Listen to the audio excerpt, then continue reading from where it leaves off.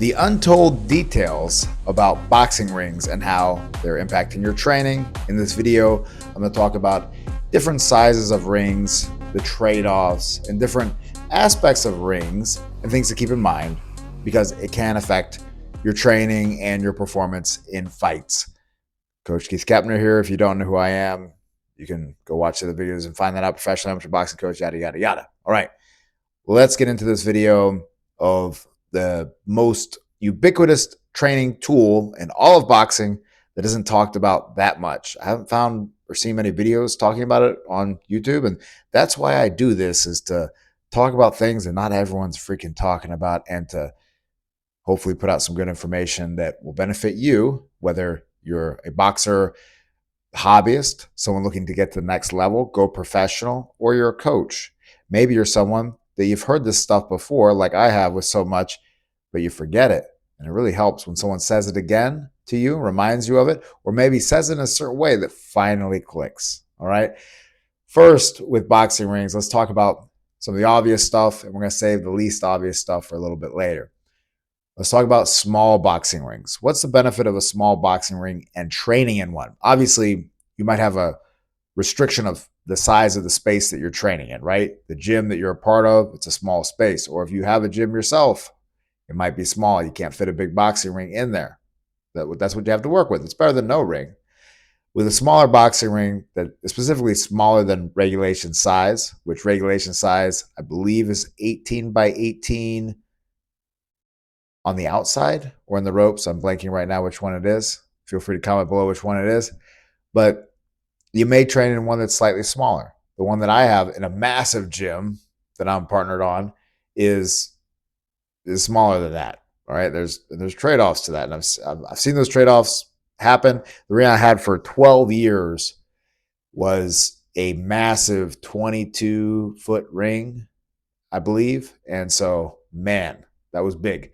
And so I've gotten to see the effects like firsthand. And then, of course, when I was working before I had my own gym and had that 22-footer, I had a smaller ring, so I got to see how that translated, et cetera, et cetera, et cetera. And I got to work with different people that trained in different size rings, so I really got a good gauge on this. So it's not just hypothetical, it's from actual experiential. With the smaller boxing ring, there's obviously the upsides and the downsides. Like with everything in life, there's trade-offs. Let's talk about the upsides first, and then we'll talk about the downsides. The upsides of a smaller boxing ring and training in it is that it's going to actually make you spar harder, right? Or work harder, right? Assuming you're using it for sparring, right? It's going to make you have to do more volume, do more defense with hands and head movement and things like that.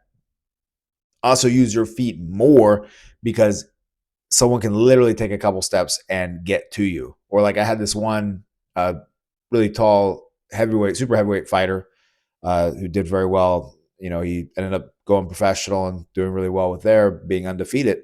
But he would take like 3 jabs and be across the ring on somebody. So obviously when you get really big and when you're talking heavyweights, that smaller ring gets even smaller. So we would go to one gym in Sandy Springs and spar in their ring. They had a tiny one, and man, that was a different feel than when we would spar in our home ring or go to other gyms that had more of a standard size ring. So it's going to get you, frankly, in some ways in better shape. A certain type of fighter in better shape, but in general, get you in better shape. You don't have as much room to hide, so you have to be more aware and sharp the entire time about punches coming at you defensively. And it can be better for a taller fighter to train in a smaller ring. It can have a benefit that transfers to competition, assuming the ring's slightly smaller than a competition ring. What's the benefit? The benefit is that that taller fighter now has to really work at a higher volume than they would otherwise. They have to use their feet more intelligently. If they, like I was talking about this whole subject with someone earlier today, and that's what inspired me to make this video, is if you are in a big ring and you're tall, you can get away with running straight back and doing that for a long time before you hit the rope. But if you're in a smaller ring, you go back more than a few steps, you're on the ropes. And now you've cut off your escape pathways and you're a little screwed. Versus if you're being smart as a taller person and longer person, boxing against a slightly shorter person in a smaller ring, you have to take maybe one step out and then you're off to the side, or then you're off to the side right away. You're really having to learn how to manage that range very intelligently. And so it can make your job more challenging in a good way. That therefore, when you fight or compete in a bigger ring, now you're just like, man, it feels like you're boxing someone in a field. And anyone that has done sparring, and like I've sparred in ping pong, or not ping pong, racquetball courts and basketball courts and stuff like that, it changes the sport of boxing when you're not in a boxing ring. And it's a lot easier if your job is to avoid and be long if you're in a freaking field. All right. Now, this can be harder though, because the problem is that the smaller ring is not going to teach the shorter fighter how to properly cut off the ring, because a few jabs in and they're in on somebody. Someone goes straight back for more than a few steps, they're on the ropes. Versus again, in a bigger ring, they got even more places to go, right? There's more battlefield that the shorter fighter has to learn how to cut off and overcome. Now, let's talk about a big ring though.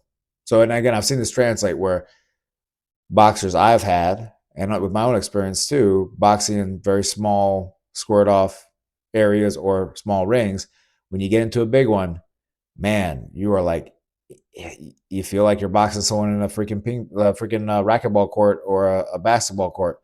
It's like, holy crap, dude, can I get a bicycle to go after this person? Now let's talk about big ring. What's the advantages of training more in a big ring, which is, like I said, I had a big ring for a very long time to train my people out of. The advantage of the big ring is that, again, it's going to be better for that smaller, shorter fighter to train in, because they're going to have to learn how to really map out the geography of the ring, control, and be way more intelligent. But also, there's a benefit as well that it's going to allow for people to pace themselves more, to be a little bit more technical, because there's just the nature of more space, which allows you to learn your range almost better, because you can really work on some of those concepts. Again, assuming the ring is, not bigger than regulation size. I don't think they make any rings bigger than regulation size. That'd have to be one you made on your own. But it helps you learn how to really know where you are in the ring and how much space you have. But then the challenge with that is, though, if you only train in a very large ring, like I said, like a 22 footer, and then you go in an 18 footer, it's a little different. It's not a lot different, but it's a little bit different. It can be a little bit more intense. So obviously, if you can train in a competition size ring, whether it's a little bit slightly bigger or smaller, but within the parameters of competition, that is what is ideal. Now, let's talk about something a little bit less obvious than the size of the ring.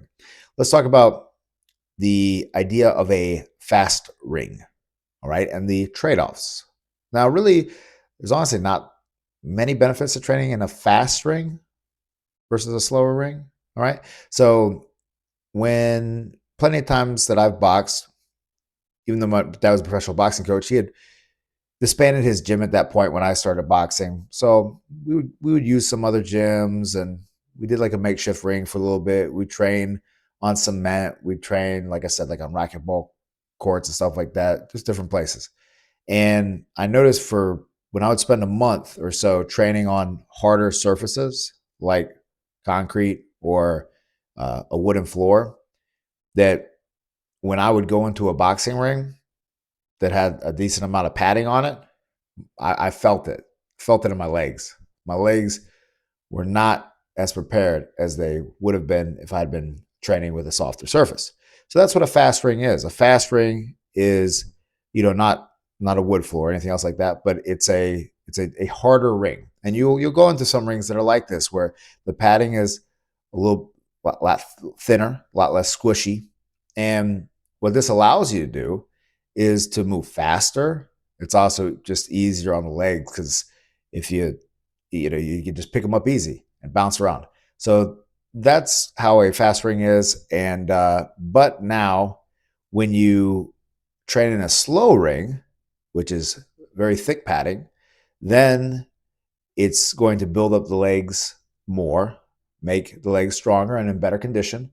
And when you train in a slower ring, then when you go to a standard ring, right, that's not so slow, then you're going to find out you actually move a lot faster. Now, of course, the trade-off is if it's like extremely padded up, like wildly padded up, unreasonably padded up, then it changes movements. It might make you lift your legs up higher than they actually need to move it around a ring, right?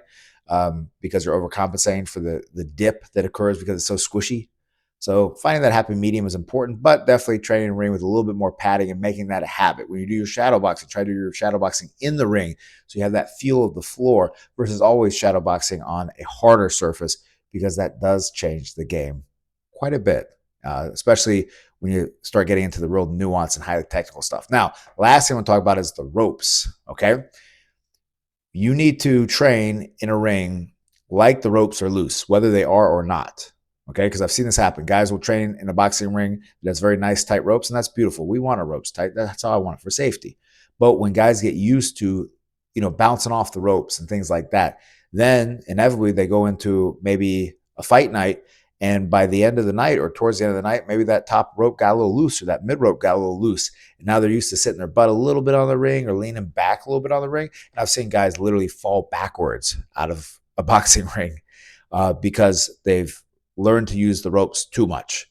And there's a great saying that I used to ask my kids class all the time. And I said, who lays on the ropes? Because these kids, young kids, 8 years old, things like that, in between doing combos, someone might just start laying on the ropes. So who lays on the ropes?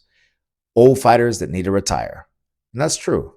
Guys that start laying on the ropes too long, literally are laying on the ropes and using that to hold them up, they're guys that are out of shape or old fighters that need to retire. So don't be that. All right, guys, I hope you enjoyed this video.